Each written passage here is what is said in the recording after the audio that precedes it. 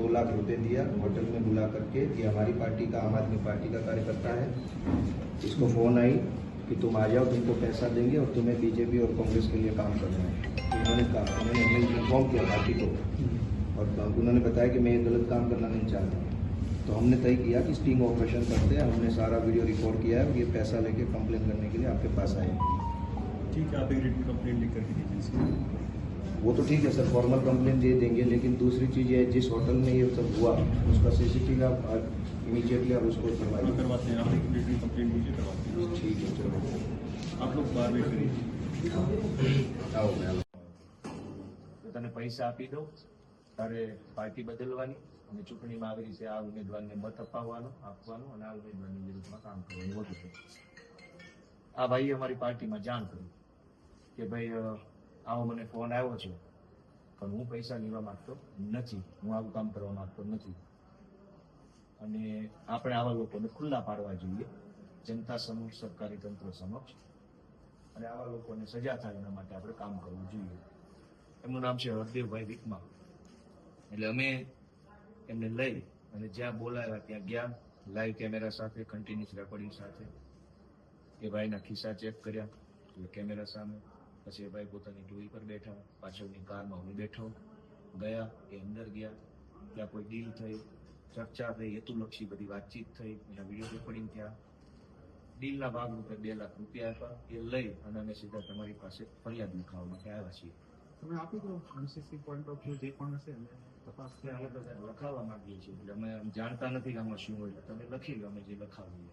ના તો તમે લેખિતમાં જ આપી દો ને પ્રોપર. અત્યારે હું લખું એવું કંઈ જરૂરી નથી. અથવા તમે મૌખિક બોલી જાઓ તો અમે એ પ્રમાણે કમ્પ્લેન આ પૈસા લઈ લો અત્યારે, કારણ કે એ પૈસા હું તો લઈ નહીં શકું. અમે તમને બતાવવા માટે જો આ સેન પૈસા તમે બતાવવા એમાં ફરિયાદ કોણ આપે છે? ફરિયાદ ભાઈ પોતે જ ફરિયાદ તો તમે કાગળમાં વ્યવસ્થિત લખીને જ આપી દો ને. એ જે બોલે એ આપણી સ્ટાફ લખી લેવું પડે. એ અત્યારે એટલો બધો સ્ટાફ મારો ચૂંટણીમાં બીજી હશે અને તમે પ્રોપર તમારી તપાસ થાય એ માટે તમે લેખિતમાં આપી શકો ને. નહીં, બીજું સાહેબ એમાં એવું છે, એ તો ચાલો લેખિત આપી, પણ ઇમિડિયેટ એક્શનના ભાગરૂપે જે હોટલની અંદર આ ઘટના બને એના CCTV તો તમે અર્જન્ટલી કરો. તમે ફરિયાદ આપશો એ તો સાહેબ ફોર્મલ વાત થઈ, ફોર્મલ વાત એ તો હું કરી દઈશ. ચૂંટણી પ્રક્રિયાની અંદર પૈસા વેચવા એની કોઈ એમાં અર્જન્સી આવતી છે ને પ્રોસેસ, અમે કરાવીશું નિયમો અનુસાર. તો અત્યારે ખાલી આપી દો અમને લેખિતમાં. એ તો હું આપી દઉં સાહેબ, પણ પેલા કેમેરા ડિલીટ મારી દેશે તો અમે સીધા દોડતા ભાગતા નહીં આવ્યા. હા, અમે કરાવીશું તપાસ, પણ તમે પેલા ફરિયાદ તો આપી દો. હા, ક્યાં લખાઈ દઈએ? અહીંયા જ આપી દો, ત્યારથી લખી મને આપી દો. રાઈટ, પહેલા આપણે અરજી બહાર લખી અને ઇન્વર્ટ કરાવી દો. ટીસી કોપી લઈ તપાસ તમારી રીતે. ટીસી કોપી લઈ લઈએ અને કરાવી. પૈસા તમે લઈ લઈ લો. વિસાવદરમાં ભાજપ અને કોંગ્રેસ બંને હારી રહ્યા છે, ત્યારે બંને સાથે મળીને આમ આદમી પાર્ટી કેમ હારે, ગોપાલભાઈ કેમ હારે, એ માટે આમ આદમી પાર્ટીના કાર્યકર્તાઓ અમુક સામાન્ય જનતાને બોલાવી હોટલમાં, શાયોના હોટલમાં બોલાવી અને એમને 2 લાખ 3 લાખ રૂપિયા આપી અને ગોપાલભાઈ ઇટાલિયાની વિરુદ્ધમાં અને આમ આદમી પાર્ટીના વિરુદ્ધમાં વિડીયો બનાવવા માટેનું એક કાવતરું ઘણા દિવસથી રચાઈ રહ્યું છે. ત્યારે આજે પણ અમારા એક પાર્ટીના કાર્યકર્તાને ત્યાં બોલાવવામાં આવ્યા. હરદેવસિંહ નામના એક કાર્યકર્તાના અમારા સંગઠન મહામંત્રી અહીંયાના વિસાવદરના એમને બોલાવવામાં આવ્યા. એમની સાથે એમને 2 લાખની ડીલ કરી અને 2 લાખની અંદર એમને વિડીયો બનાવીને ગોપાલભાઈની વિરુદ્ધમાં અને પાર્ટીની વિરુદ્ધમાં વિડીયો બનાવવાની એમને ડીલ કરી.